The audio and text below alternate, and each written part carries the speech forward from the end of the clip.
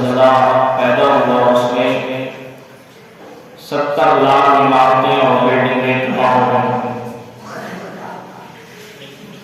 وہ 70 لاکھ بنگلے عمارتیں ملبے کے ڈھیر میں بدل چکی، تبدیل ہو گئی، اور گورنمنٹ کا جو اعداد و شمار ہوتا ہے، ان کی کاؤنٹنگ ہوتی ہے، وہ ایک محدود ہوتی ہے، حد بندی کے ساتھ ہوتی ہے.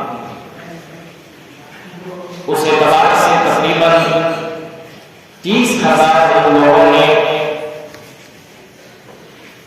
یہ اعداد و شمار بتایا ہے کہ 30,000 لوگوں کی موتیں ہوئی اور 10 سے 20,000 لوگ بہتر ہو چکے ہیں.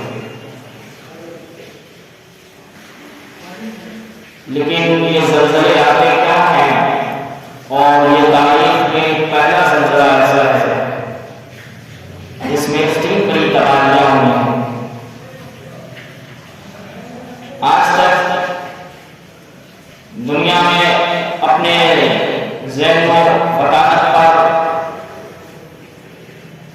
غرور کرنے والے، فخر کرنے والے سائنسدان ہیں. کبھی بھی لوگوں کو زلزلے آنے سے پہلے آگاہ نہیں کیا، نہ زلزلے آنے سے پہلے بتایا، نہ زلزلے آنے کی صحیح وجہ انہوں نے بتائی، صحیح ریزن بتایا. آئیے قرآن مقدس میں اللہ تبارک و تعالیٰ ارشاد فرماتا ہے سنیں: ظہر الفساد فی البر والبحر بما کسبت ایدی الناس.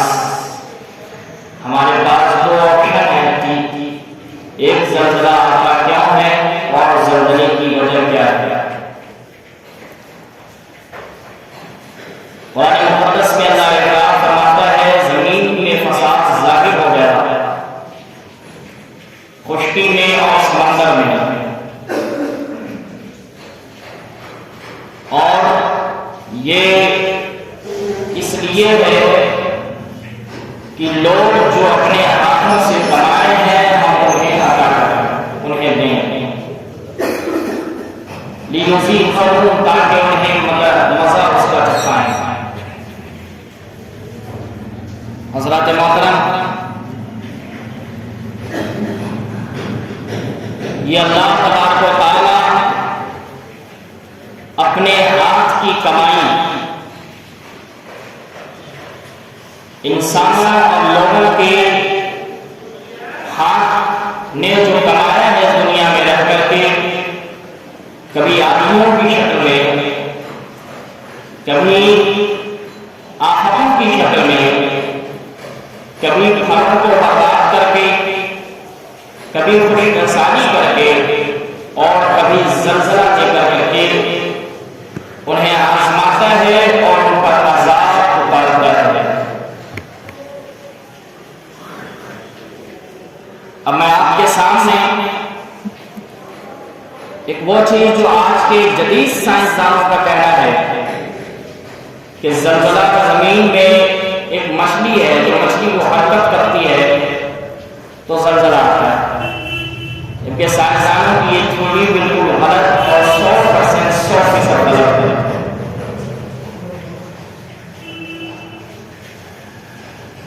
اب آئیے اصل وجہ زلزلے کی کیا ہے. قرآن مقدس کی دوسری سورت ہے جو 30ویں پارے میں ہے. اللہ نے ارشاد فرمایا: اذا زلزلت الارض زلزالها واخرجت الارض اثقالها. جب زمین میں زلزلہ پیدا ہوگا، زمین ہلے گی، واخرجت الارض اثقالها، اور زمین اپنے بوجھ کو کھول دے گی، زمین اپنے بوجھ کو ہٹا دے گی. وقال الانسان ما لها، اور لوگ کہیں گے کہ اس کو کیا ہو گیا ہے، زمین کو کیا ہو گیا ہے. تو حضرات محترم، سائنسدانوں کی آج جتنی تھیوریاں ہیں وہ سب بالکل غلط نظر آتی ہیں اگر یہ اپنے ذہن و فطانت پہ فخر کرتے ہیں اور صحیح معنوں میں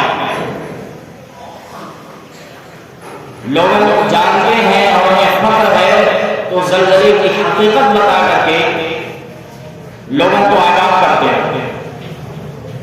کبھی ایسا تاریخ میں نہیں ہوا کہ انہوں نے آباد کیا ہو۔ اب آئیے اپنے پیغمبر نبی اکرم صلی اللہ علیہ وسلم کی حدیث سنیے۔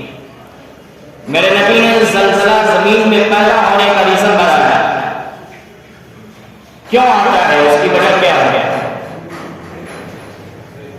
قال يقال له قال الله تعالى خلق الله تعالى عز وجل يقال له الطار،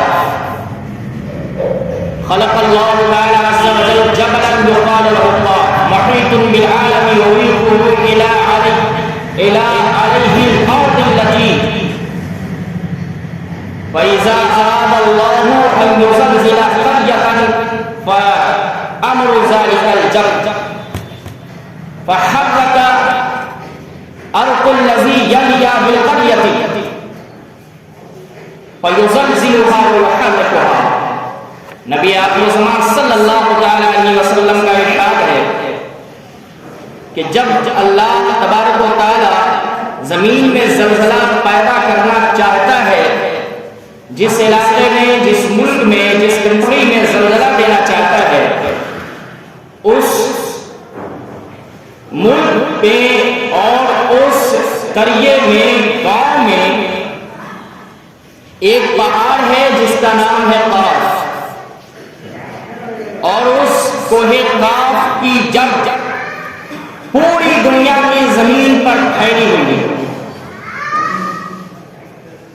یہ میرے پیغمبر کا ارشاد ہے۔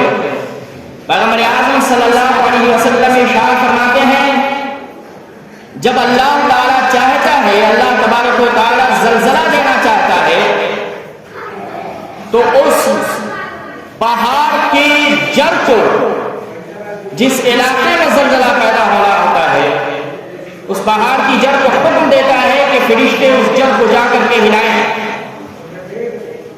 جب پہاڑ کی جڑ کو فرشتے ہلاتے ہیں تو اس جگہ، اس ملک میں، اس گاؤں میں یہ زلزلہ پیدا ہوتا ہے۔ میرے دوستو، سرکار اعلیٰ حضرت فاضل بریلوی علیہ رحمۃ الرضوان سے زلزلے کی حقیقت پوچھی گئی کہ حضور زلزلے کی حقیقت کیا ہے، زلزلے زمین میں کیوں آتے ہیں، اس کی وجہ کیا ہے؟ تو سرکار اعلیٰ حضرت فاضل بریلوی علیہ رحمۃ الرضوان نے ارشاد فرمایا کہ زلزلے کی کئی حقیقتیں ہیں۔ سب سے پہلی تو یہ انسان کے گناہ ہیں۔ جب انسان میں گناہ سب سے زیادہ ہونے لگتا ہے تو اللہ تبارک و تعالیٰ زلزلہ پیدا کرواتا ہے۔ جب امانتوں کو ضائع کر دیا جاتا ہے تو اللہ تبارک و تعالیٰ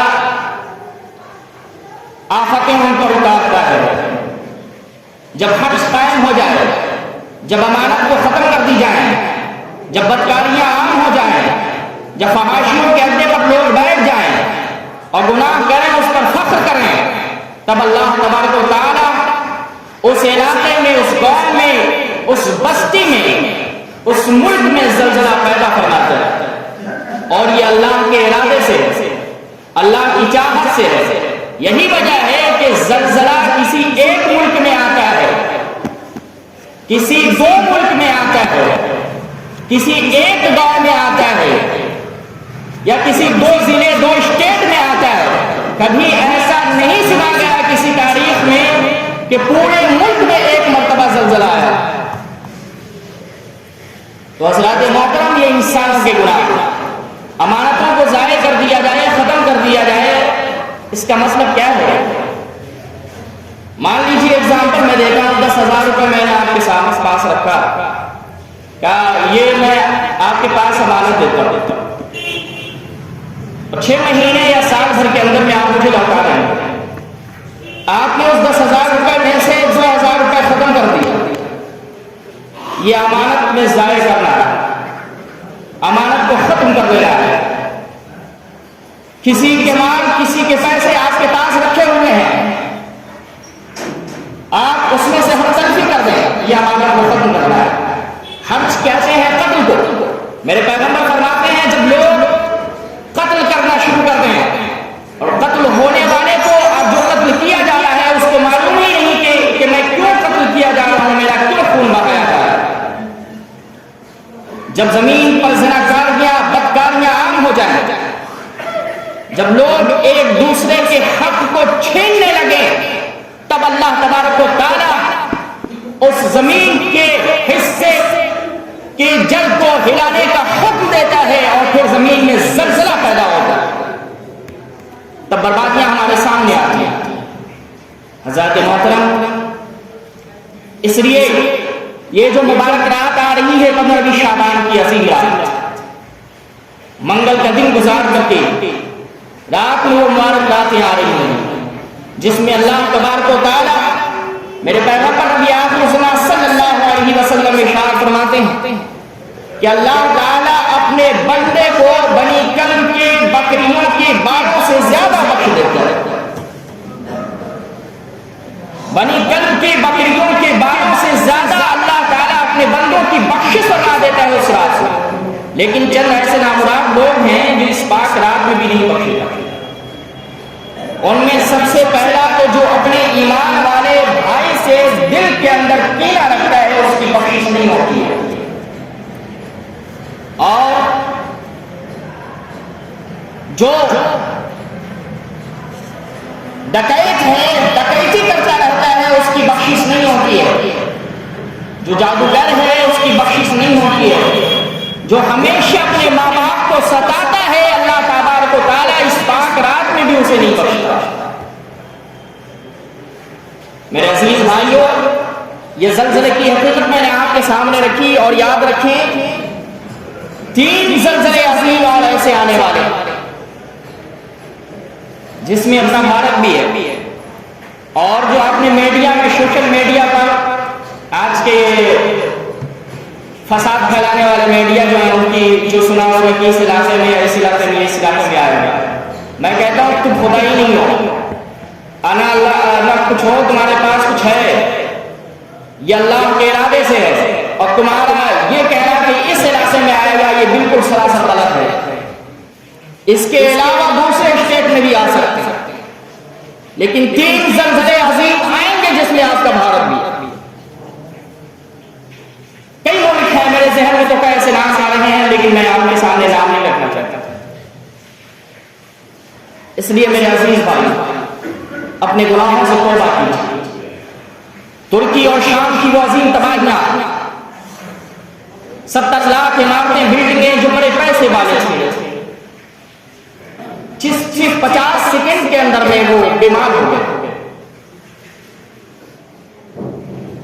انہیں فخر تھا ہوگا، غرور تھا ہوگا، یا پھر خوش بھی ہوتے تھے ہوں گے کہ اللہ نے ہمیں مال دیا، لیکن اس علاقے کے گناہ کی بنیاد پر تباہ، اس علاقے میں فساد کی بنیاد پر، ایک دوسرے کے حق کو نہ سمجھنے کی بنیاد پر، جب گناہ حد سے زیادہ بڑھ گیا تو اللہ تبارک و تعالیٰ نے فرشتوں کو حکم دیا اس میں زلزلہ پیدا کرنے کا، اور 50 سیکنڈ کے اندر میں جو والدہ تھے وہ بیمار ہوئے، باپ اپنے بیٹے کی شکل نہ دیکھ پایا، بھائی اپنے بہن کی شکل کی صورت کو نہیں دیکھ پایا، بہن اپنے بھائی کی صورت کو نہیں دیکھ پایا۔ اللہ اکبر، وہ عظیم کتنے ملبے کے نیچے جب کر کے لوگ مر گئے۔ میرے دوستو، یہ اللہ کا عذاب ہے، اس لیے ہمیں چاہیے اللہ کے عذاب سے ہم توبہ کریں، ابھی وقت ہے، اللہ نے مال دیا ہے تو ہم عاجزی اختیار کریں، اللہ کے راستے میں زیادہ سے زیادہ خرچ کریں،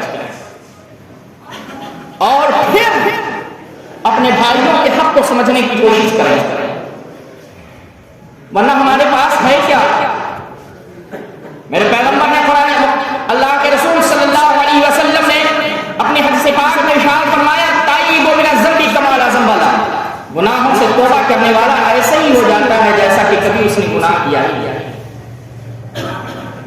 کبھی اس نے گناہ نہیں کیا۔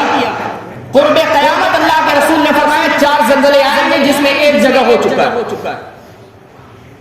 3 جگہ اور باقی ہیں، اس سے پہلے کہ ہم اللہ کی بارگاہ میں توبہ کریں۔ یہ عظیم مبارک راتیں آ رہی ہیں، اللہ ہمارے تمام گناہوں کو بخشے۔ یہاں پر مسجد میں سارے لوگ ایک ہیں، باہر جاتے ہوں گے کسی سے نہ اتفاقی، बॉस भी होगा, बीना भी होगा, दुश्मनी भी होगी, लेकिन अल्हम्दुलिल्लाह ये हसीन मंजर भी निगाहों के सामने है, मस्जिद के जो दिखाई दे। सरकार आला हज़रत फाज़िल बरेलवी रज़ी अल्लाह ताला जब 15वीं शाबान की रात आने को रही थी, उससे पहले शहर बरेली में ये ऐलान फरमाते थे, क्या है लोगों, अल्लाहु अकबर, वो फाज़िल बरेलवी जिनकी नमाज़ कभी नहीं छूटी, जिनका तहज्जुद कभी नागा नहीं हुआ, रसूलुल्लाह सल्लल्लाहु अलैहि वसल्लम से इश्क का ये आलम था, मोहब्बत का ये आलम था कि आप 4-4 घंटे 5-5 घंटे खड़े होकर के बुखारी शरीफ का दर्स दिया करते। जब 15वीं शाबान की रात आती तो ऐलान फरमाते शहर बरेली में, भाइयों अगर मुझसे तकलीफ हो गई हो किसी को तो मुझे माफ करना, इसलिए अपने भाइयों से कीना को दूर कीजिए और सलाम में पहल कर। अल्लाह के रसूल फरमाते हैं जो सबसे पहले सलाम करेगा अल्लाह ताला सबसे पहले उसे जन्नत में दाखिल करेगा। आप सलाम करने से छोटे नहीं हो जाए, आपका मर्तबा कम नहीं जाए, अल्लाह ताला और मर्तबे को बुलंद करेगा।